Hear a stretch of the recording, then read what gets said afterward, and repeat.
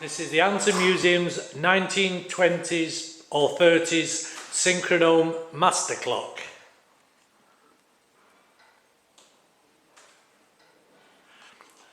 Presently wired up to drive a slightly more modern slave clock. This is the master clock. This is the slave clock. And this is the slave clock mechanism in slow motion.